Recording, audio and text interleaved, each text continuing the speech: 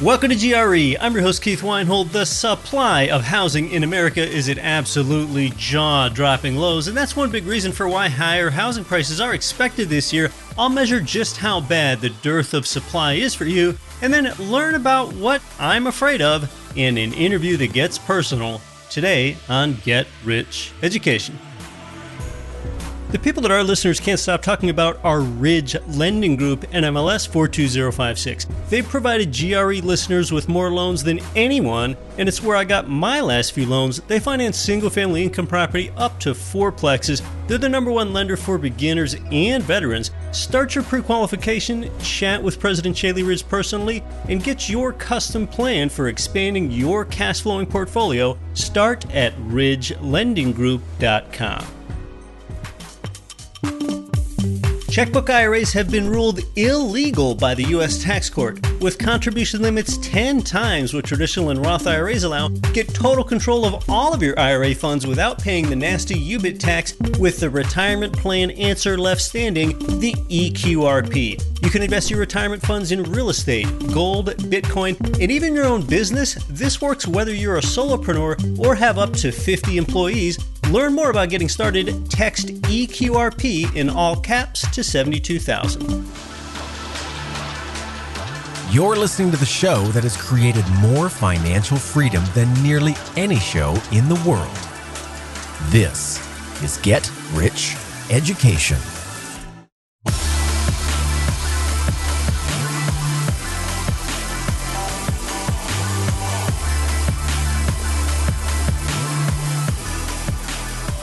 Welcome to GRE from Alexandria, Virginia to Alexandria, Louisiana, and across 188 nations worldwide. I'm your host, Keith Weinhold. This is Get Rich Education, bringing you today's show from Houston, Texas, as I have arrived back in the U.S. just last week. More on that later.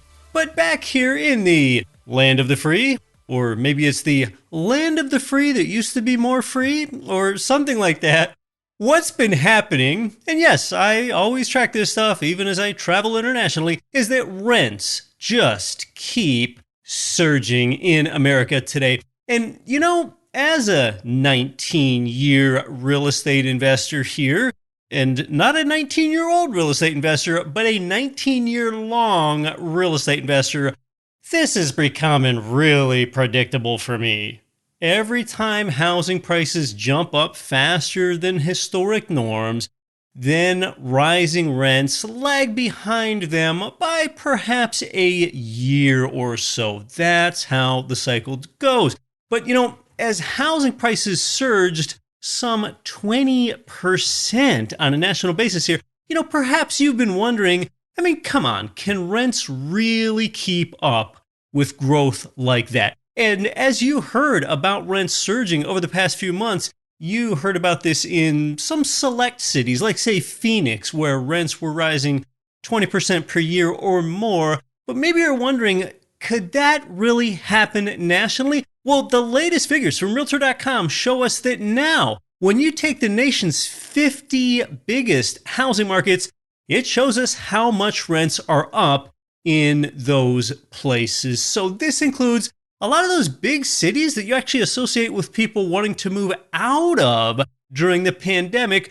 Well, anyway, accounting for the top 50 biggest cities, rents are now up year over year an astounding 19.3%. So yes, rents are now pacing with home price appreciation. So if you wondered when rents would catch up, you've got your answer. And that time is now, or at least they're rising at about the same pace as prices are. And the thing is that those renters are often moving to low-cost places now they can with remote work. They're not paying $3,000 for an apartment in the Brownsville section of Brooklyn or on Manhattan's Lower East Side. They moved to Florida and they drove your rental demand, or to Tennessee, or to Arkansas, or to Texas, or to Ohio, or to Indiana, or a lot of those low-cost places in the Midwest and South that we have focused on here from day one. So yes, a nearly 20% year-over-year increase in rent amounts. So hey, I guess bidding wars aren't just for home buyers anymore. Now renters are participants in bidding wars too. Yeah, they are running up the rent bids, but I've actually got some good news. Yeah, good news on the housing shortage, on this chronic, persistent shortage of homes to either buy or rent. And that is that new home and apartment construction hit a 45-year high. Yes, supply is on the way. Yes, I'm talking about housing inventory that is under construction and authorized. That is at a 45-year high. Now let's bring some context to this. 10 years ago, that number, it bottomed out at just a 500,000 homes that were in that construction condition, and that was coming off the global financial crisis back there around 2011, 2012. Well, today, that number is 1.7 million, off from that 500,000 under construction home bottom there more than 10 years ago. So yeah, construction really is picking up, and it is so badly needed. But now I think really here's the important question. If you're wondering how long it could take us to get back into equilibrium, first, what we need to do is look at where we are now in America with regard to housing inventory. We still have record low housing inventory. It is 1/3 of what it was 5 years ago. In fact, I will link that chart in the show notes so that you can take a look at that. But the important thing to realize is that housing inventory is only about 1/5 of what it should be in order to bring us into balance, in order to have adequate housing for our population. So then just consider it this way. A 500% housing supply increase is needed, and that's just to get us to a normal market. That's not to get us oversupplied. That's just to get us into balance. That's just to get us to equilibrium in housing in America today. That's just to get us into that 5 to 6 months of housing inventory that's considered a balanced market. And we are Get Rich Education, so let's talk about an educational piece here while we're on it. You know, there are 3 ways of measuring a market's temperature or its vibrancy, the vibrancy of real estate market. And that first one is what I just mentioned, the months of inventory. So you've probably heard before that if there's less than 5 to 6 months of inventory, that's considered a seller's market. And if there's more months of inventory, that's considered a buyer's market. And today, in many U.S. real estate markets, it's under 2 months or even substantially less than that. I mean, that's how scarce housing is. The second way of measuring a real estate market's vibrancy is what's known as the sale to list ratio. All right, so what that is it's the ratio of the sale price to the price that the property was originally listed at. Just generally, on average, over the long term, when a property is listed, it often sells for just a little less than that list price. All right, so if the sale to list ratio is between 95 and 99%, if it's in that range, inside those bookends, that's considered a balanced market. If it's less than 95%, well, that means that discounts are steeper. If it's less than 95%, that means that discounts are more than 5%, so that's considered a buyer's market. And if the sale to list ratio is more than 99%, that's considered a seller's market because that would mean that discounts are few. That would mean that discounts are 1% or less. So again, that is known as the sale to list ratio. And then the third of 3 ways for measuring real estate market's vibrancy is, you've probably heard of this, the days on the market. You often see that abbreviated DOM in real estate listings. If the average days on market is between 30 and 60, that's considered a balanced market. And if the days on market is greater than 60, that's a slow market favoring the buyer. And if it's under 30, that's a fast market favoring the seller. So to review, what you've learned here is that the 3 ways to measure a real estate market's vibrancy are, number 1, the available housing inventory. That's probably the most often cited one. Number 2, the sale to list ratio. And then the third one that's fairly commonly cited is the days on market.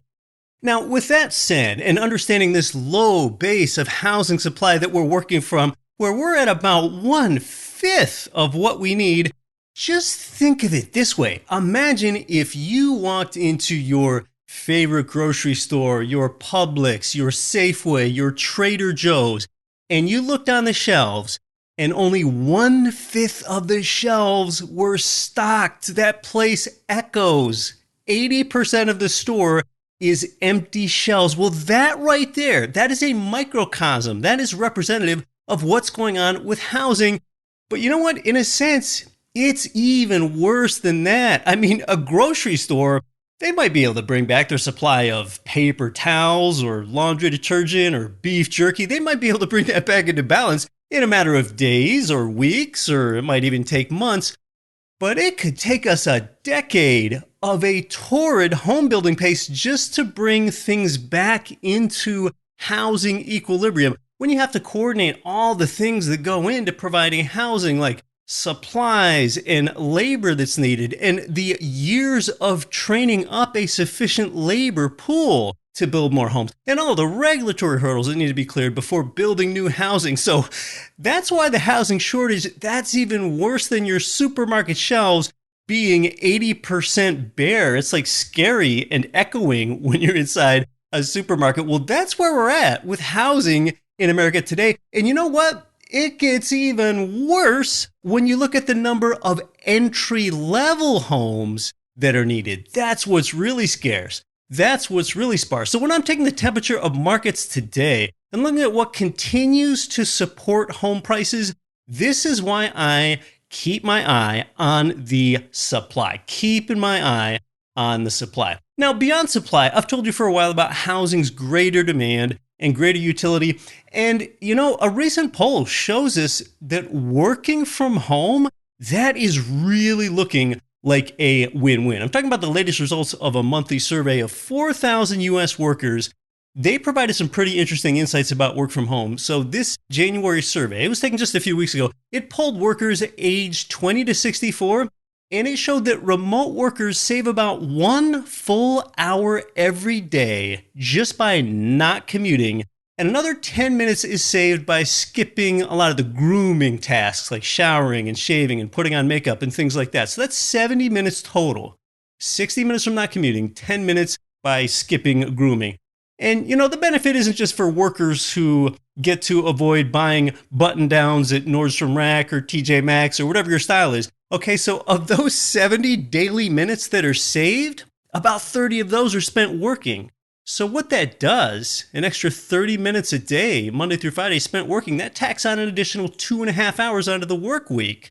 But employees don't seem to mind the extra labor because the average worker plans to stay remote for 2 days a week even after the pandemic ends. So that's why this new survey shows that it is a win-win. Employers win too.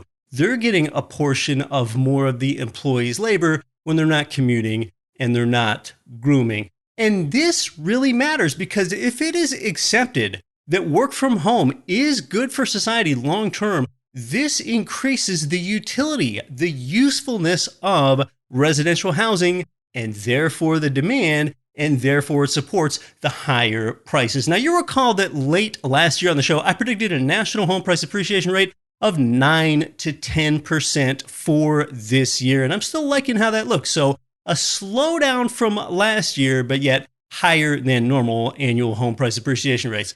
So to summarize what you've learned so far, it is that home building is up, up, up. That's good. That's a start. But we are at such a low base of supply that it could take a decade to bring housing supply and demand back into balance, and people are willing to pay more for homes due to increased utility, and you learn that rents are up 19.3% in America's 50 largest housing markets. Hey, well, I just wrapped up a 2-week vacation in Ecuador. Let me tell you about that just briefly with some real estate and economics lessons and more. And come on, you got to know that your favorite real estate geographer wants to give you some of those lessons too. You know the top question, though, that I actually received about my Ecuador trip before going, and I received this from both GRE listeners and others, and that question was, is your Ecuador trip business or personal? I really didn't expect so many people to ask that question. It was emphatically personal. This was a vacation for fun. And now, look, there sure are plenty of legitimate ways to combine a fun trip with a business trip and get some tax deductions. I think we all know that. And Tom Wheelwright has been here with me to tell you how specifically you do that legally. But I do not cheat the system. It was a trip for fun, and I'm not trying to write off anything. If I try to make illegitimate write-offs, then you know what I've done? I've asked you, the taxpayer, to pay for part of my trip, so there wouldn't be any integrity there. I do think that there are some unscrupulous people that try to make these illegitimate write-offs, and you know, it's weird. Sometimes they even brag that they did that. Well, gosh, you just showed me who you really are if you do that. But anyway, yes, this for fun trip to this, it's really about a Wyoming-sized nation on the equator, Ecuador. That trip was really divided into 4 parts of 3 or 4 days each. It started off in Quito, which is the capital, then the Amazon jungle in the eastern part of the nation, and then the legendary Galapagos Islands, and then wrapping up in Ecuador's largest city of Guayaquil.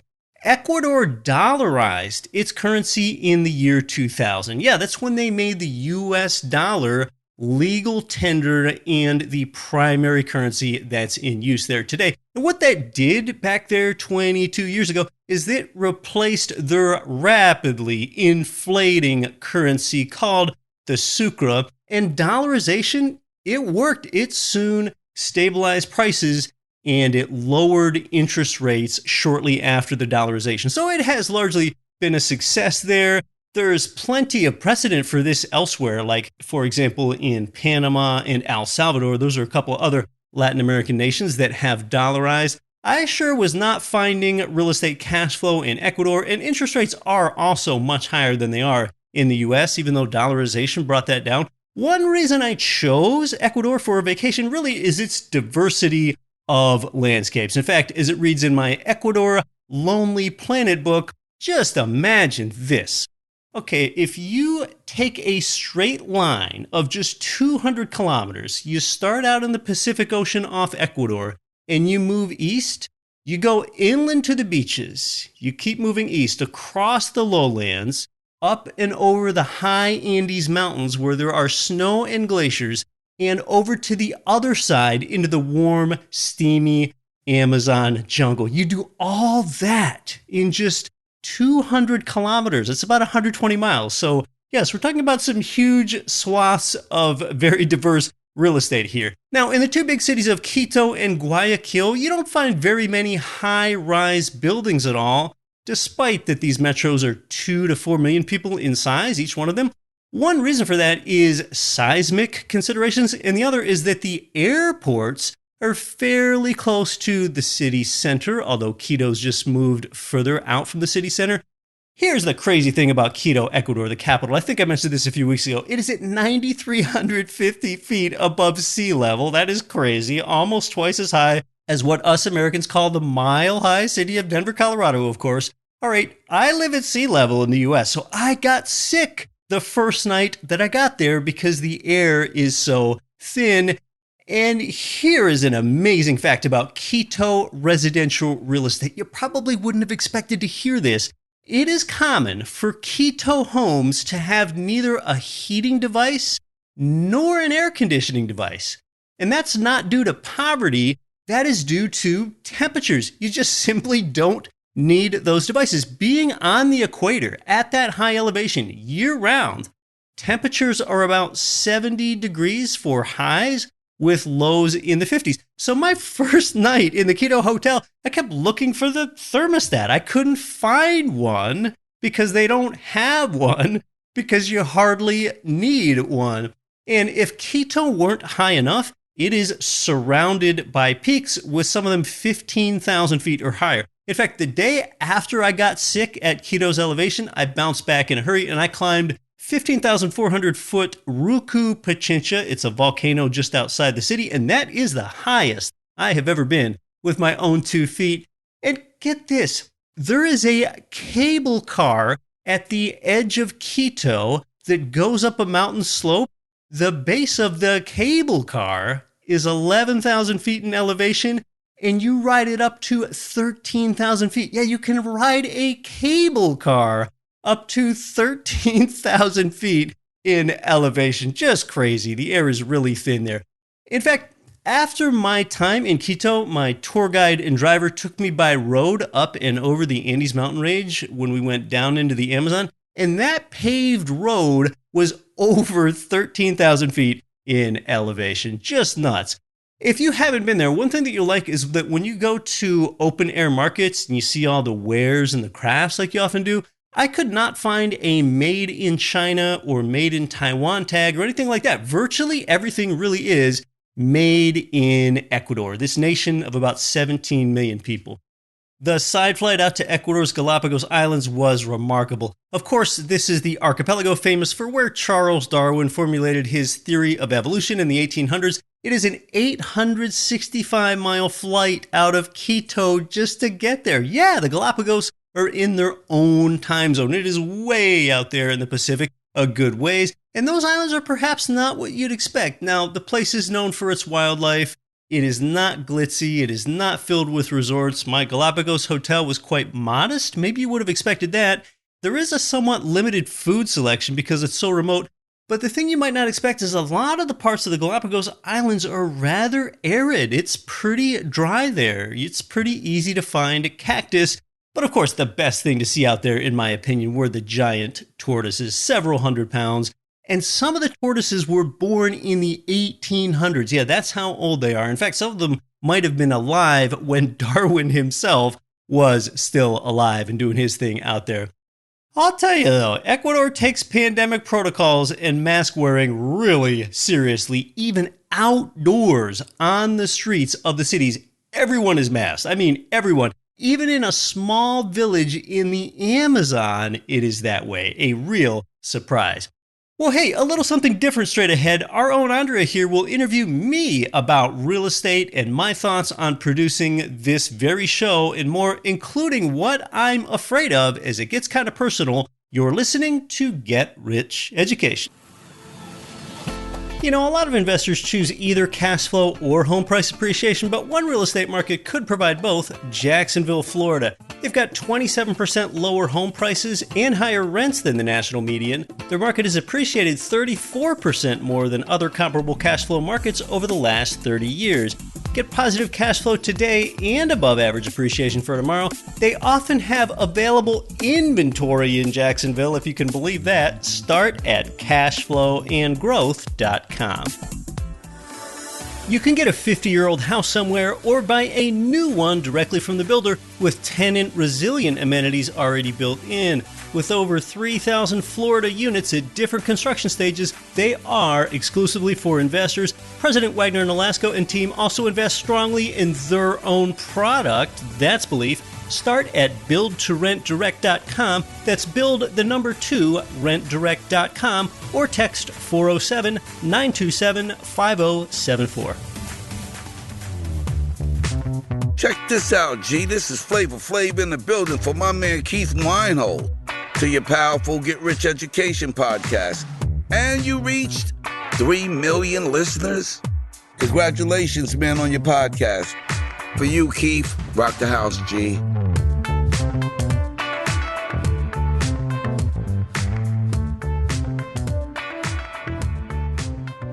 It's almost 4 million now, Flav. Thanks for the shout out. Hey, in this short interview with Aundrea, which was already published on our Get Rich Education YouTube channel, you will hear a few things that I've mentioned before on the show, like about the fourplex again. But this is mostly new and valuable material for you. Here we go. Well, hello, Get Rich Education Nation. We're doing something a bit different here. Oftentimes, when I have a guest here on the channel, I'm the one asking the questions. Today, we've got our operations lead here at Get Rich Education, Aundrea Newbern, MBA, to ask me a few questions about real estate investing and personal stuff and whatever else. Welcome in, Aundrea. Thank you so much for having me, Keith. What got you to start talking about real estate investing in the first place? Practice from talking to coworkers back when I used to have a day job at the Department of Transportation.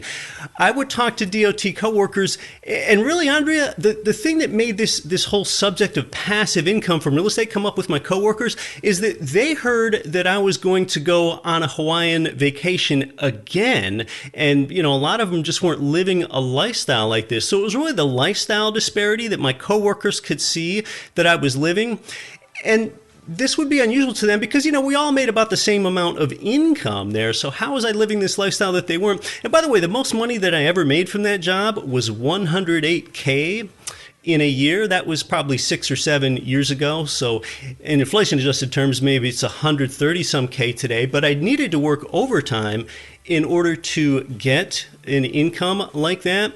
And the answer I gave to my coworkers when they asked how I'm doing this again is passive income from real estate. I have some rental properties, and the rent income minus all the monthly expenses gives me this passive income. And when you talk to an everyday W-2 job worker about passive income, oftentimes they kind of tilt your head and like their head rather, and they're like, what do you mean? Kind of like a dog would, like passive income, like income actually shows up that you don't need to work for. And that was really what got me started talking about it. So I never knew it would turn into this, but I'm in my 8-foot by 10-foot cubicle at the DOT. It was just typically one person at a time I was talking to, but this actually gave me practice to describe things like leverage and cash flow and things like that. And I didn't realize that that's what it was setting me up for. So as time went on, Aundrea, and I was a DOT worker and I'm getting more income from my portfolio as I'm growing it, pretty soon I'm not going into work on Saturdays to work that optional overtime where you're getting paid time and a half. And Aundrea, there was one particular day when I was driving out on the highway, because I worked in the highway construction inspection section of the DOT, when I was actually stopped on the highway for road construction, and I saw one of my coworkers over there, and he saw me sitting in my vehicle. I was out on a day off on a Saturday, driving to go climb a mountain, doing what I love to do.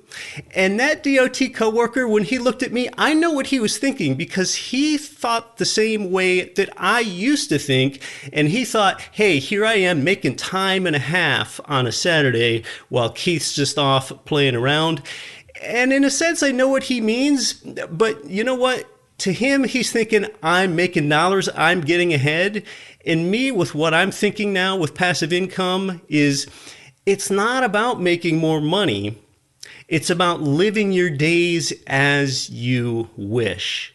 And that's what I was starting to do already. So, as you know, we are in real estate for the income, yes, but ultimately, we're in real estate for the outcome that it provides. Did you convert any of your coworkers to real estate investing? Actually, my conversion rate was probably pretty low. Maybe I was batting 250 or 300 or something like that. I'd say, fewer than a third, maybe only a quarter of people actually took action and got to looking at rental property locally and getting started that way. Yeah, most people just wanted to continue to stay as they are and stay small and stay safe. And, they would listen to me and just think, oh, well, that was interesting. I've got my answer now, and now I can go back to, working on this spreadsheet for the DOT or whatever. There's nothing wrong with that, but there can be more to life than that. But yeah, my conversion percentage with those coworkers actually was not very high, I got to admit. Something tells me it's grown a little bit since then, though, Keith. How did you take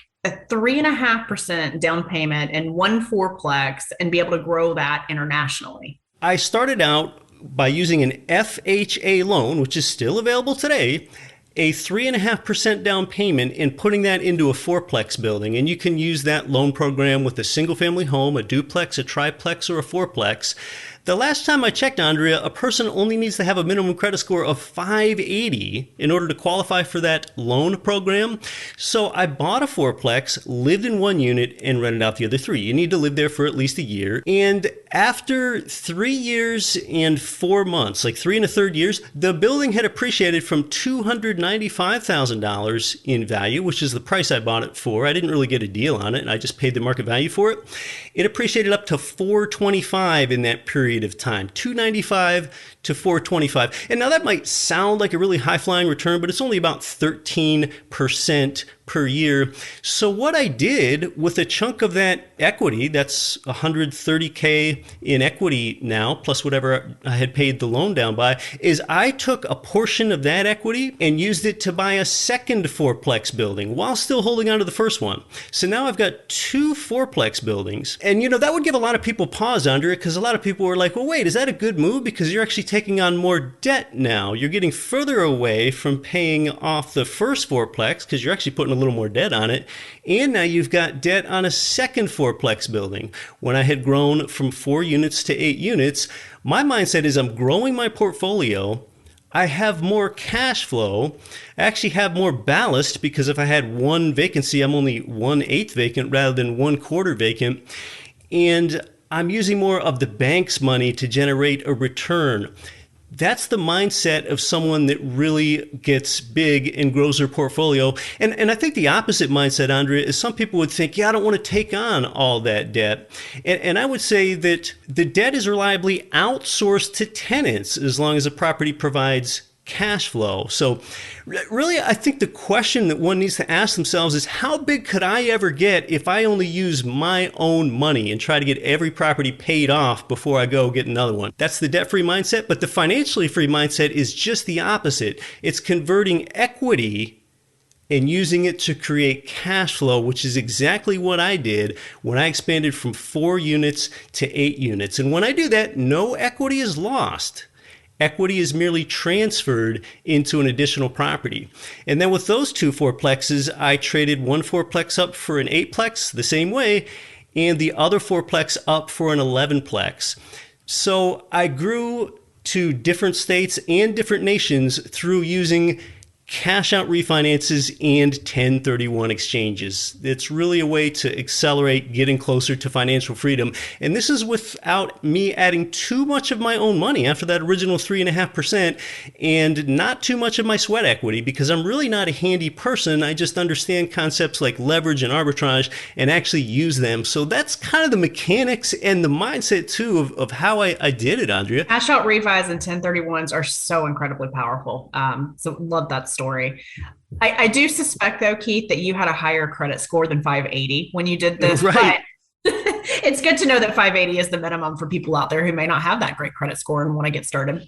Yeah, that's a good point. And if you have a credit score of higher than 580, you will get a lower interest rate. I think my credit score then was in the mid to high 700s, something like that. Yeah, I'm sure you got a great rate then. All of us that follow you on social media and know you and see what you do, you're always on a mountain, you're always out hiking or trekking, you're doing something physical constantly. So why all the exercise? It is related to investing, because if you invest well, you're going to want to live a long time. Yeah, I really enjoy a variety of exercise.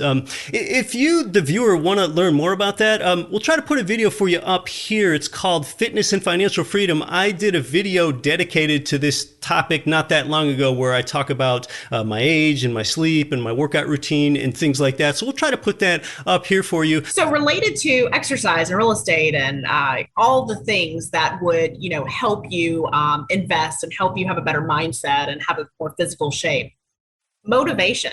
You got to have motivation to do all of this. So what motivates you to produce quality content here at GRE? Yeah, I mean, producing a podcast every week like I have since 2014 on the Get Rich Education audio podcast, I mean, there is some work and some commitment that goes behind that, and making sure I produce the best show that anyone has heard all week, each show that I do, and here on the YouTube channel more now, and through our Don't Quit Your Daydream letter, which is our newsletter. I think the thing that motivates me, is going to surprise you. It's actually fear.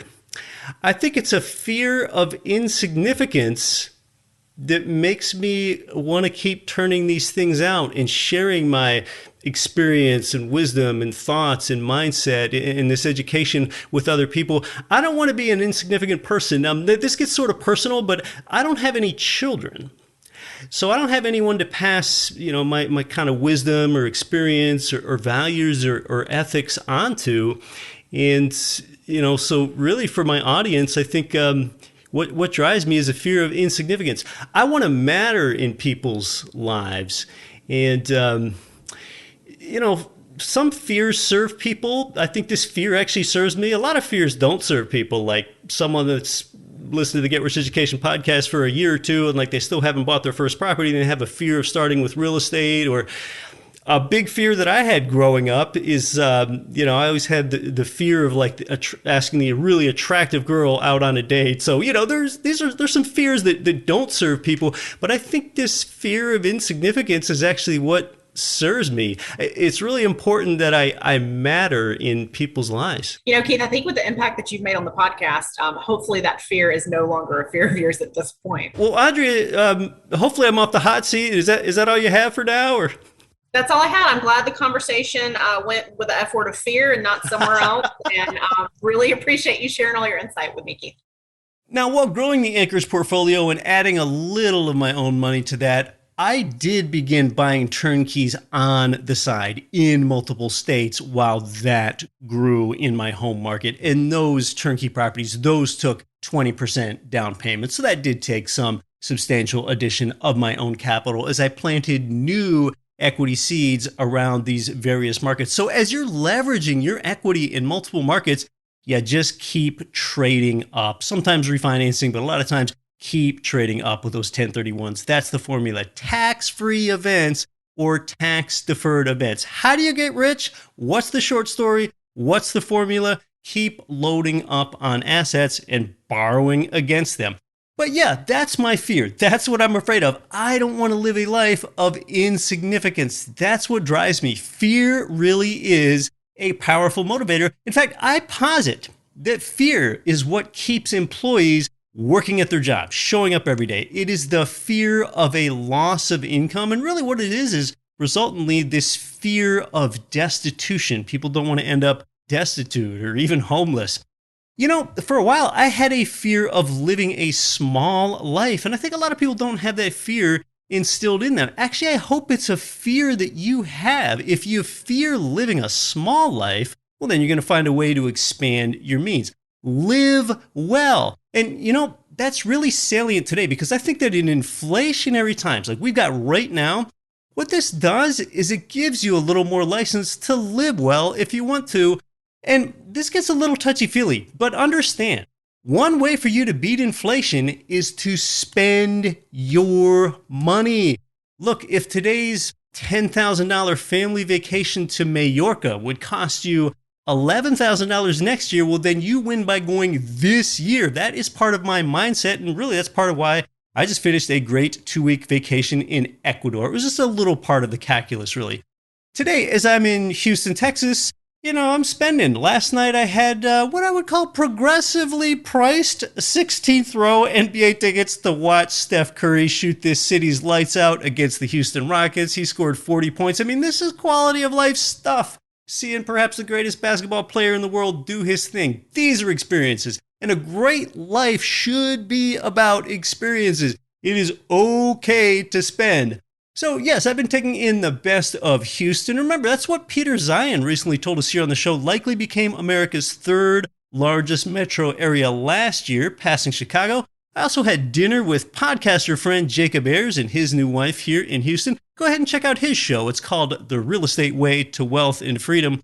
But on the spending thing, look, I know these kind of old school Dockers wearing financial advisors, they often get caught off guard with some suggestion to spend. Well, this is not any sort of license for you to spend recklessly. It's the understanding that in your life, the risk of delayed gratification is denied gratification. Spending ensures that you improve your quality of life and your family's quality of life. No one else is telling you this. You need to hear this. I mean, what is more important than this? Here is one dirty truth about the finance industry. You know what? Equity fund managers and a lot of real estate promoters, they pump delayed gratification so that you hand over your money to them. Well, a lot of times these fund managers, they get gratified and you never do. Well, too often that's the result. When you learn and you take control of your finances and you invest well, that's when you can die with memories, not dreams. And really, that's the point of the end. You want to die with memories and not dreams. So yes, invest first. Yes, produce first and consume later, but don't do it too much later. That's too much of a measure of delayed gratification. I mean, delaying enjoying your life until you're 70, that is ridiculous. At least here on this earth, this is your last life ever. So get out and see the very world that you live in. There are a lot of real estate markets out there, however you like to think about it when you visit them. Hey, well, I hope that you've liked today's, I guess, rather diverse show here. On future shows, we're going to have more, I suppose, focused episodes on particular themes, as usual. Thanks for being here, but you weren't here for me. You were here for you. I'm Keith Weinhold. Don't quit your daydream. Nothing on this show should be considered specific, personal, or professional advice. Please consult an appropriate tax, legal, real estate, financial, or business professional for individualized advice. Opinions of guests are their own. Information is not guaranteed. All investment strategies have the potential for profit or loss. The host is operating on behalf of Get Rich Education, LLC exclusively.